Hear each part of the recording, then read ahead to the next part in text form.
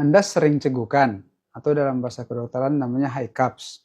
Nah, hiccups atau cegukan ini tidak berbahaya, tetapi kalau terjadi lebih dari 48 jam itu cukup berbahaya.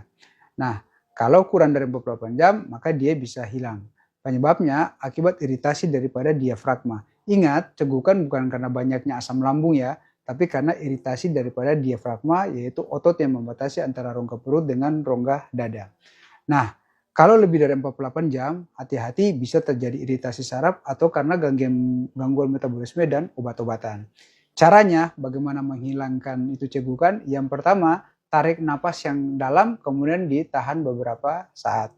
Atau, ambillah sebuah kantong, terus ditiupkan ke dalam kantong tersebut, karena karbon monoksida itu mempunyai peranan untuk mengatasi daripada iritasi daripada nervus vagus, atau pun juga mempunyai efek daripada merangsang oksigen. Nah, cara yang lain itu bisa minum madu dengan gula. Cara yang lain lagi bisa duduk bersila, kemudian lututnya kita taruh ke arah dada sehingga terjadi penekanan daripada diafragma. Atau juga kadang bisa mengkonsumsi menggigit jeruk nipis yang mempunyai efek terhadap nervus vagus atau mengekstradisi daripada nervus vagus.